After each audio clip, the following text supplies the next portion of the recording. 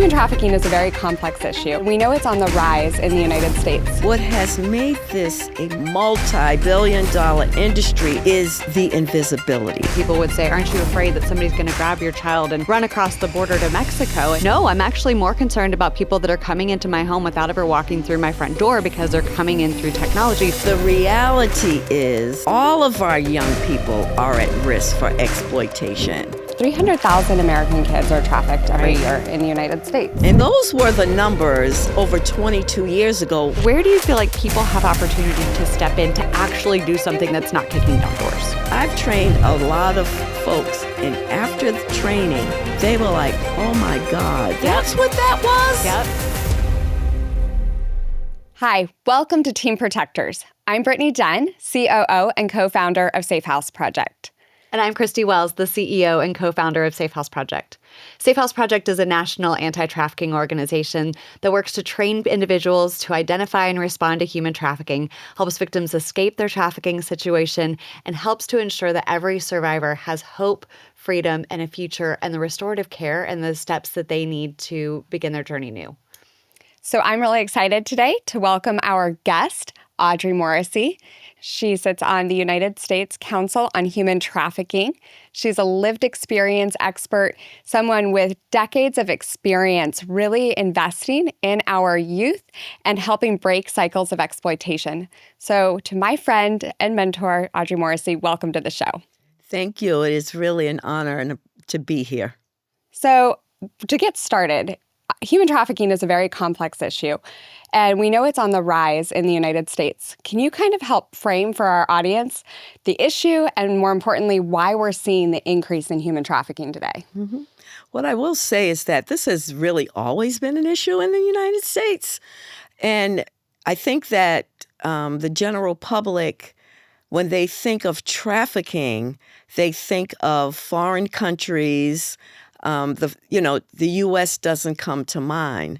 I have been working on this issue for over 22 years, working with youth who have been trafficked in the U.S. And so all of these years, when I'm training on commercial sexual exploitation of children, I'm always saying this is a United States issue. Mm-hmm. Now, over the years, what has made it grow is the invisibility. Mm-hmm. So like anything else in our society, everything has gone on to social media, right?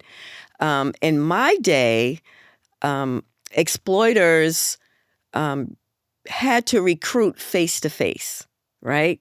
And today, we're living in a society where our young people are on social media constantly, right? And so exploiters in my day and today have always known where young people hang out, mm-hmm. right? So in my day, it was like the arcade, the skating rink, right? That was in person. But today, it's gaming. It's these different websites that our young people are on. When we think of traffickers and the ads, they're all online, which has made it very much invisible. The other thing that I'll say is, when I was in the life and in my teenage years, again, we were visible. People saw us. We were on the street. Law enforcement saw us. If a child was missing, someone in the community would ride through the combat zone area in Boston and be able to say to a parent, I saw your daughter on the corner. And when I was in the life, I've seen many parents come to the combat zone, snatch their kids off the street. I've saw them come into the strip clubs, snatch their kids out of the strip clubs because of the visibility. Now, what has made this a multi-billion, and I mean multi-billion-dollar industry in the United States is the invisibility. Mm-hmm. Everyone's sold online. The recruitment is online. There's also sites where people can set up sites and engage with buyers through technology. We've heard of children that were in their own bedrooms, right? So the parents wasn't concerned about trafficking, right? My daughter's in her room or my son is in their room, but they were being exploited through these websites, right? Performing sex acts on themselves. We have also the payment methods today. Again, in my day, it was cash in hand. Now you have Venmo, you have Zelle, you have all of these different ways of which payments are made to victims of trafficking. And so it is definitely the internet that has grown this industry. And also the other thing I want to say about that, in my day, the actual buyer, some buyers avoided street areas, right? Because they were known for prostitution. Well, with the internet, buyers can set up meeting victims of trafficking in fancy hotels, you know, in areas where they don't seem to be out of place. One of the things, too, that I know that happens, again, in my day, there were hotels where a buyer might say to me, hey, meet me at such and such hotel at 11. I would go to these hotels, and a lot of times, if they were fancy hotels, I was stopped. Miss, where are you going? Do you have a room here? Show me your key. And of course, I didn't. But I do ask this audience, do you think anyone ever stops a white male who goes through a hotel lobby and asks him, sir, do you have a room here? It's unheard of. So they have the ability to just get on the elevator, go to the victim's room, purchase them, and leave without being noticed. So these are the things that have grown the industry. I also remember back in the day when there was a website, Backpage, Right. and which no longer exists, that has been shut down, but there has been so many developed since then, right? That there was a researcher whose workshop I attended at a conference. And what he talked about was, and listen carefully, people, because a lot of us think because we live in the suburbs, we're upper middle class, that these things don't happen in our areas. What his research found back then, most ads were posted in upper middle class areas. So what that means, with this invisibility, our people are sold in places that you would think this would not occur. Yeah. So it is a big deal. You bring up a really good point. Let's talk about some of the misconceptions that are out there, because it's so easy for people to think this doesn't happen in my area, and they've got ideas in their head about who the traffickers are, who the buyers are, who the victims are. Let's talk through that, and let's bring that Really to quick, light a before little we bit. go to that, I think there's a few key points that I really want our audience to know that were in there.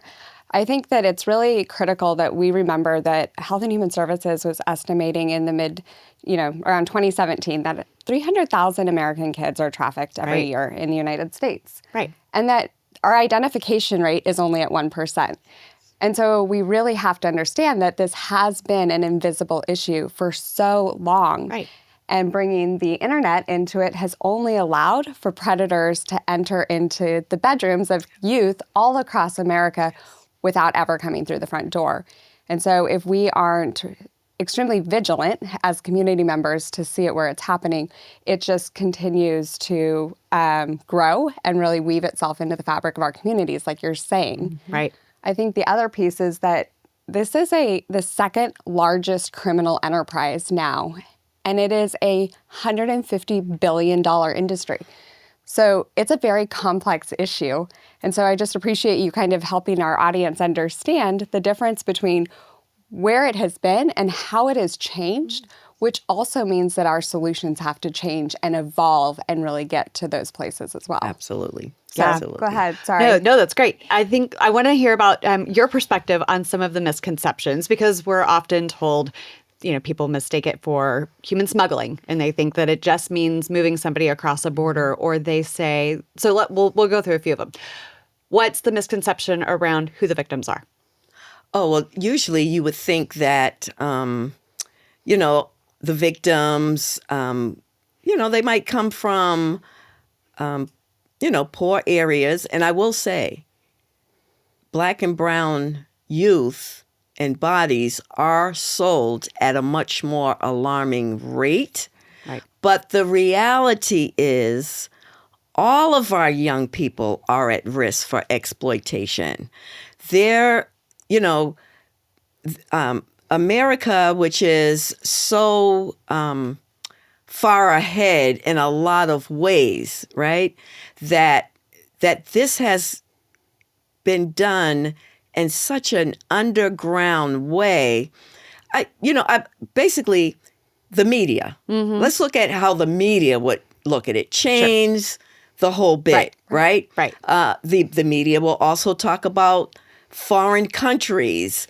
And Christy, what you were saying, like moving people, on boats. And I'm not saying those things don't happen. Sure. But it is definitely a way to defocus what's really happening, because the media wants Americans to believe that this is something, it's not an issue here. Right. It happens in foreign countries. And that is not true. Right. And Brittany, 300,000 youth, those were the numbers over 22 years ago when I first started doing this work. Mm. What we know now is that the numbers are much higher. Right. And that I would cry out to researchers, right, to really look into this issue, because the numbers are much higher. And what I do know is that this is a crime that goes underreported. This is a crime that comes with a lot of shame, fear. And so not only children, but a lot of adults are afraid to come forward. But I want to be clear. This is a United States issue, and it's real, and it's happening, and billions of dollars are being made. Yeah, Right. absolutely. And I think you bring up a great point that this can happen anywhere in any community, to any age, race, socioeconomic status, gender. It is here and it is embedded in our country. I lived in San Diego for a time, and people would say, "Aren't you afraid that somebody's going to grab your child and run across the border to Mexico?" And I would answer to the tune of what Brittany just said. No, I'm actually more concerned about people that are coming into my home without ever walking through my front door because they're coming in through technology. Or I'm more concerned about who are the parents of my kids' friends that they're going around? Who are the big brothers that my daughter might be around that have the potential to even be early childhood sexual abusers? Because we know that so many of those who are trafficked are those who have experienced early childhood sexual abuse. But the traffickers, I think that's also one of the most interesting things, because, all of us were raised with the idea of stranger danger, right? Watch out for the creepy man in the white van down the street. But I think people miss the fact that 66% of trafficking victims are trafficked by somebody that they know and trust. And so one of the very first cases we ever had in North Carolina was a little girl. She was 13 years old, and she had been sold for 3 years and had been pulled out of school. Nobody had reported her being pulled out, and she was being sold for sex multiple times per day. And the trafficker was her grandmother. Mm-hmm. And the grandmother had sold her mom until she was too drug addicted and STD ridden to be of use. Mm-hmm. And then when she was 10 years old, this little girl was turned out to be the family source of income. And so we see this with those that are near and close to victims. So talk about that. What do people think it is, and what's the reality? Well, I'm glad you mentioned that. Interfamiliar trafficking is on the rise. Mm-hmm. And we see it in the work that I do. I remember working with a young lady, and her uncle was her trafficker. Mm-hmm. Right? And he's driving her all through Massachusetts posting her from hotel to hotel. And there are different reasons, right? Some of it, parents are drug addicted and they're selling their children. Mental health. some of it is generational, right? Right. And COVID added to it. When Yes. people were home and families were losing sources of income, we saw that increase. Oh, talking about invisibility Right. during COVID, right? And no one could be around anyone, and kids were trapped. You know what I mean? In these homes where, right, they couldn't go to school. They had no one to report it to, right? Everything was shut down. It was hard to reach people. And after COVID, talking with young people in Massachusetts and them sharing their stories, it was staggering, right? Because you would think during a health crisis, people would stay away from people. It was total opposite when it Right. came to commercial sex. People were children, adults, they were being exploited in huge numbers. Right. Well, I think it goes back to the fact that the United States is one of the top 3 nations in the world for human trafficking. And that's really because of the high concentration of buyers. And so when we are the source of so much of the demand side, what COVID did is they might have historically gone overseas and engaged in sex tourism in Europe or South America. Well, all of that got trapped on domestic soil during COVID, and the numbers just escalated. And as a result, they realized that this is a low risk, high reward crime here in the United States, and they don't have to go overseas anymore to purchase a child. And I think that's the most horrific piece for our policymakers, for our community members, for everyone to know, is that this is no longer an issue where buyers feel like they can have the protection of going overseas. It's happening right in our communities. And I'm glad you lifted that up, because that's disturbing for me as well. When we talk about trafficking in the United States and buyers, they're buying, the frequent buyer, I'm not talking about the buyer who might have bought once just to see, right? The frequent buyer is usually an upper middle class white male who has the resources. A lot of people also think the buyer is a creepy guy in a trench coat. I'm not saying creepy guys in trench coats don't buy sex, but there are not enough creepy guys in trench coats to make this a multi-billion-dollar industry, right? Yeah. You have to have the means and the resources, right, to fuel this industry. And the men that, it saddens me that even overseas, just think about this. This is food for thought. If someone will travel overseas to pay for sex, why would we think, because that's extreme, right? Why would we think that they're not buying sex right here in the U.S., right? It's an issue. And we always want to blame the victim, right? And talk about the person who's being victimized.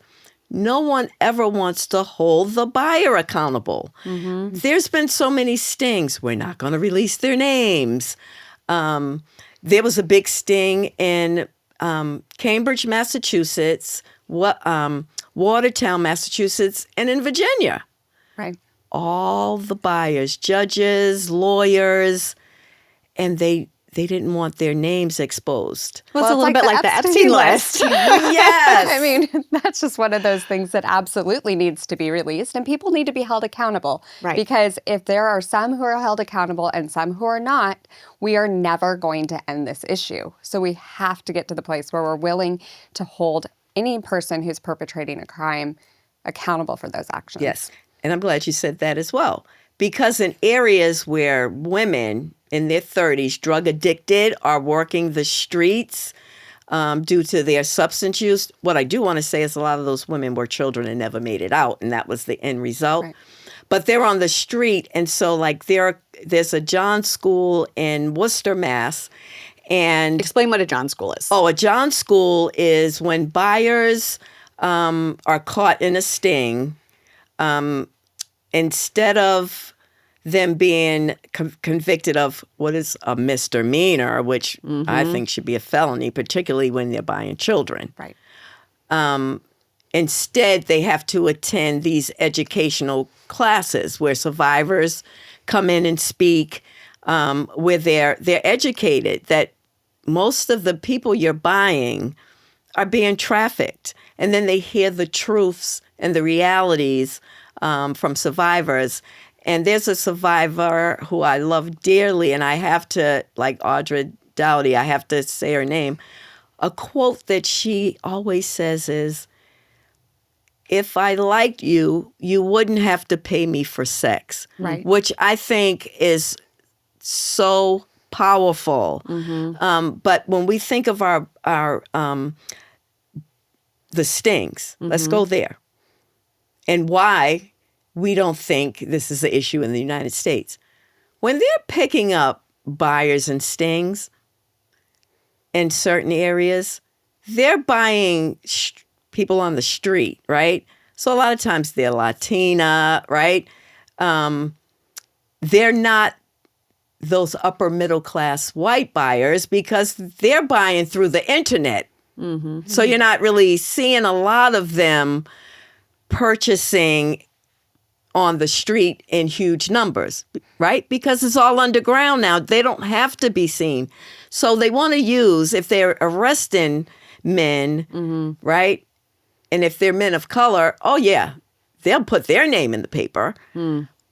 But to make this, I cannot say this enough, a multi-billion-dollar industry, it's not okay to buy people, but those are not the buyers who are fueling the sale of human bodies here in the United States. Yeah. Okay. So let's talk about legislation. I know that is something that you care about really tremendously. You just brought up a phenomenal point about the lack of strong prosecution for buyers. In Texas, they did actually make it a felony for first-time sex buying, which was phenomenal.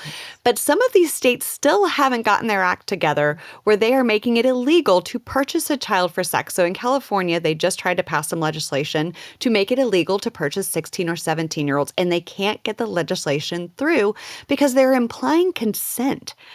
What do you think about these states that don't make purchasing a child for sex illegal? Child abuse, right? That is a form of child abuse.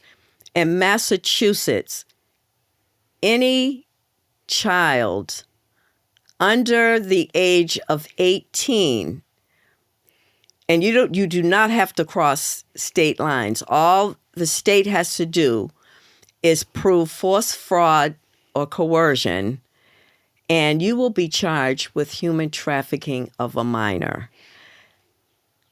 That is one of the saddest forms of child abuse that I've heard. I personally don't even think 18 should be an adult, right? I almost feel like 21. That is very sad, and I'm sure the exploiters and the traffickers are loving that this is not going through legislation because now I can sell more young people. So what that does, by not passing that law, then that gives the traffickers a license to recruit more children.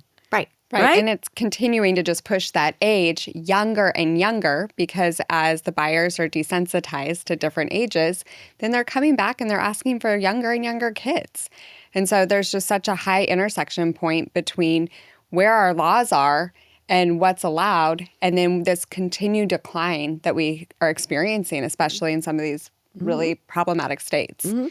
And you also make me think of the media there, how the media sexualizes our children.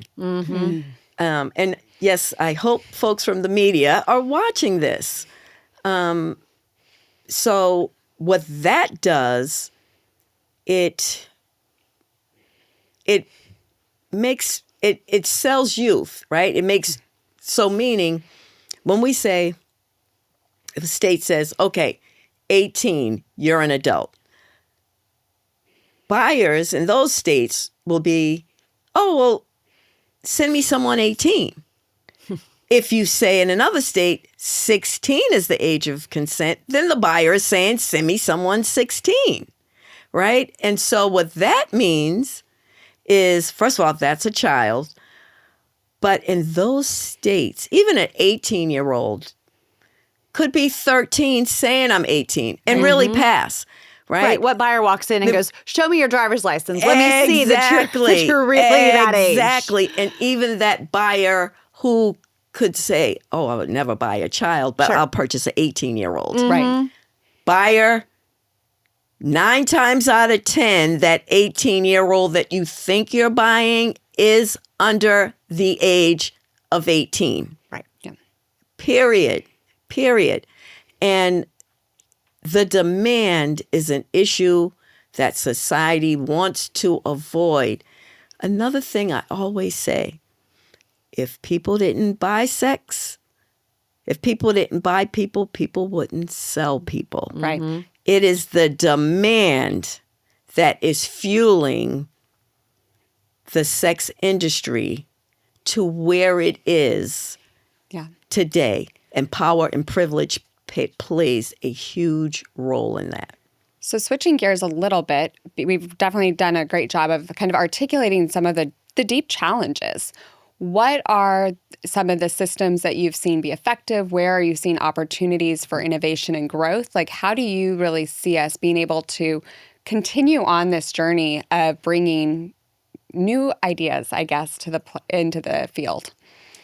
Well, I think of Massachusetts, where I'm from, and for over 20 years. Now, this is not written as law, and it should. I don't know why. But our DA, Dan Connolly, over 20 years ago, after education, right, and being trained on commercial sexual exploitation of children, and him looking back, and he said that in his younger days as a lawyer, he would see the women and the girls coming in and out of court, and then clearly can see like their pimps, right, in the courthouse, right, waiting for them or threatening, right, not to say anything, right, because when they see them, like they know, like if they get time, just go do it. And after training, realized that this was an issue. So what he did at that time, he said, stop bringing me the victims, the children. Bring me the exploiters. Right. And so to date in Massachusetts, we do not arrest and charge children with prostitution. But when a child, it's the same child that was recruited at 14 that turned 18. Now, all of a sudden at 18, now it's consensual. That is not the case, right? This is someone who has been brainwashed to think that this is their worth. Most of our kids are in our child welfare system, right? Looking for love in all the wrong places, right? And end up with these perpetrators well beyond their 18th birthday. And so we need to really change laws across the U.S. and hold buyers accountable. Right. That is what I've been pushing for many, many years. And until we stop holding white privileged men so high up that they can't be charged with purchasing human bodies, then this issue will continue over and over again, and we want to protect their identity. There was one of the stings in Massachusetts where they did, going back and forth, it took some time, but their names have been released. We protested the Emma Coalition, which is a coalition I sit on in Massachusetts with survivors. And we went with signs, the whole bit. And one of the buyers was a Cambridge legislator.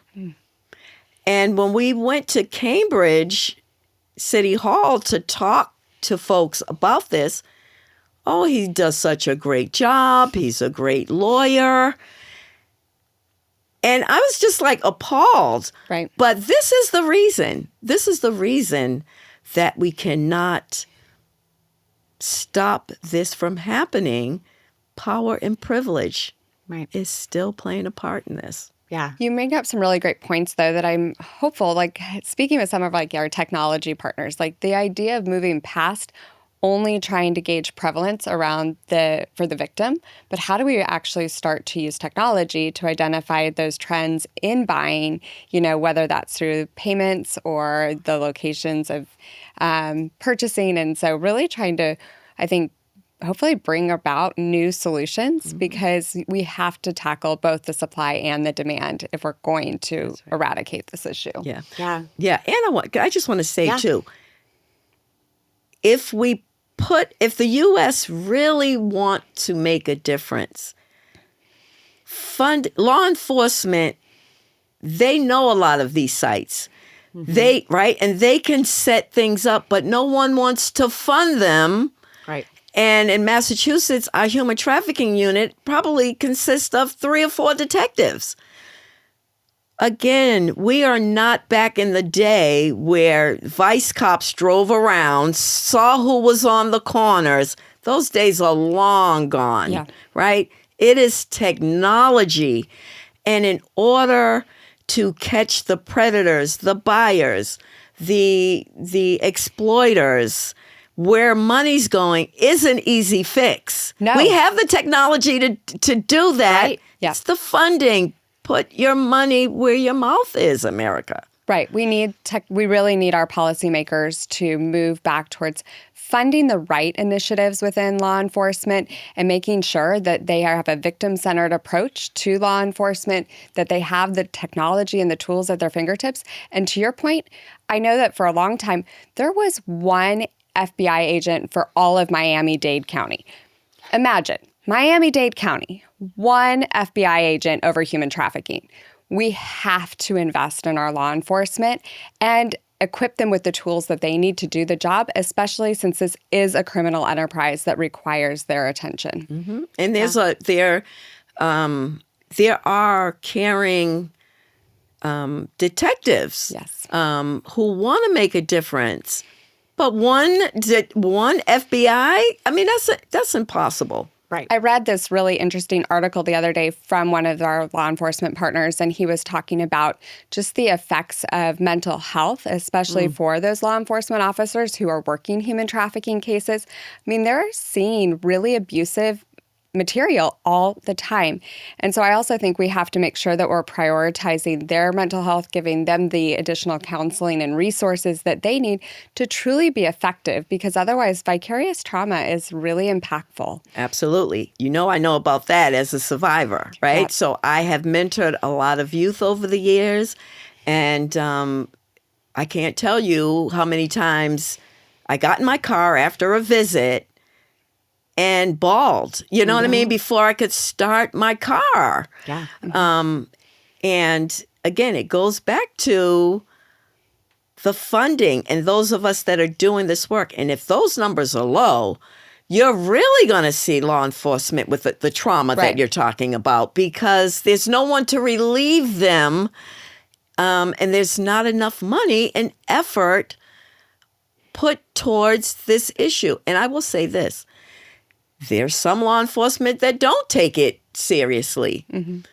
But if the funding is in place and legislation is in place and change laws making this a felony and the funding, if legislation isn't taking it serious and the money is not there to provide the training and the support that law enforcement needs, Right. how are we ever going to fix the problem? No.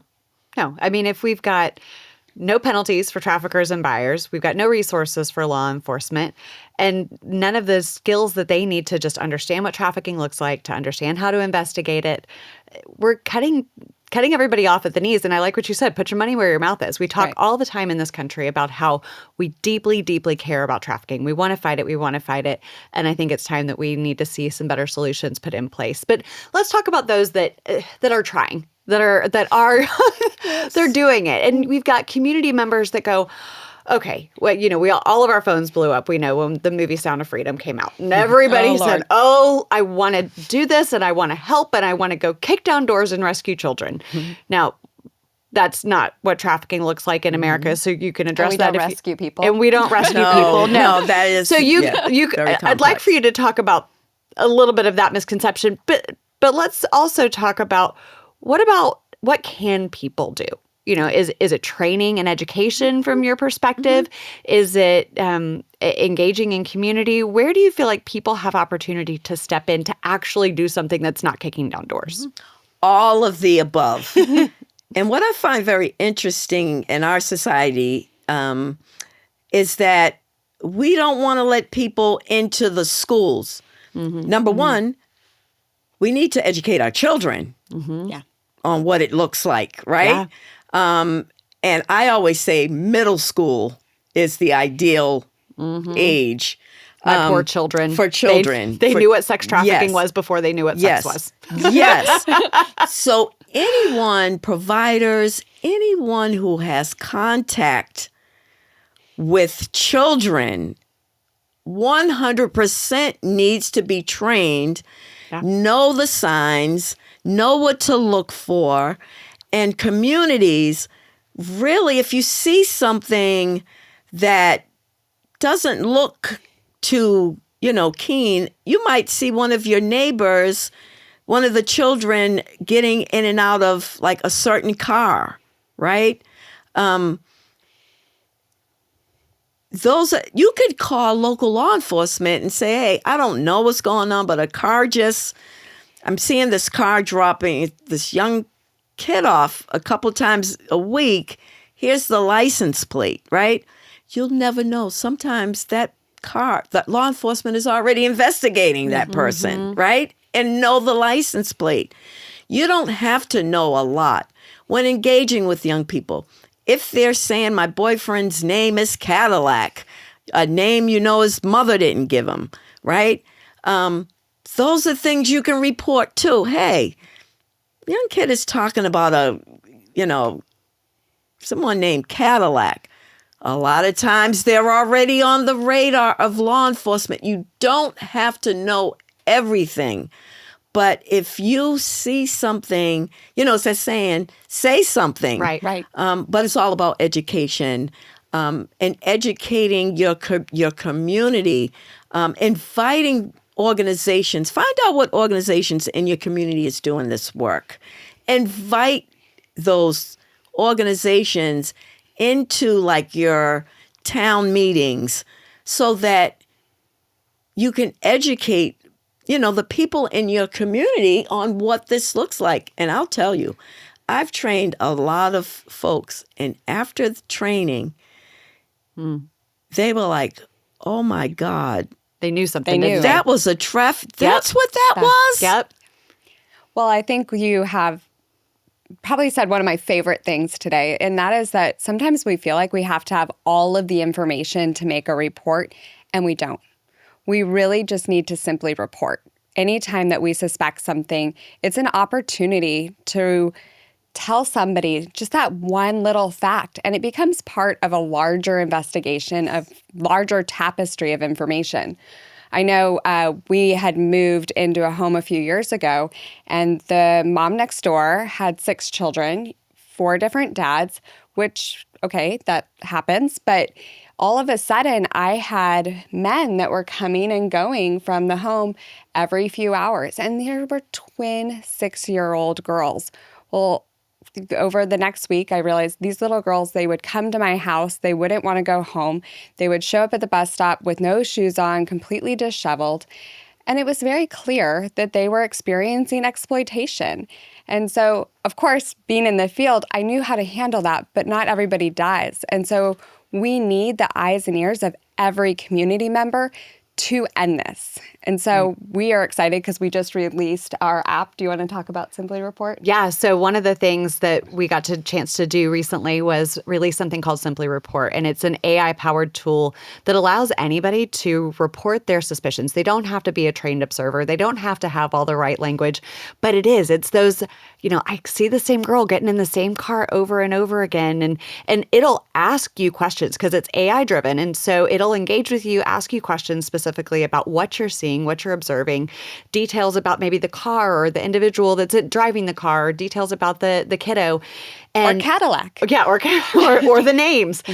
And as you're sharing what you're seeing, it's actually doing the AI-powered triage behind the scenes and ranking the likelihood of it being trafficking against this behavioral matrix. And it's the same behavioral matrix framework that was used post 9/11 to identify where somebody is on the spectrum of extremist to terrorist. And so the gentleman who created that worked with Brittany for, 3 years now on this behavioral matrix to help understand all of the different indicators of trafficking. So if somebody is sharing what they're seeing, it's doing the AI-powered triage. It's ranking the likelihood of trafficking. And if it hits a threshold of trafficking, then it is gathering that information and it is routing that tip directly to law enforcement. And so it's not about people having to know exactly what to look for, and they don't have to be trained observers.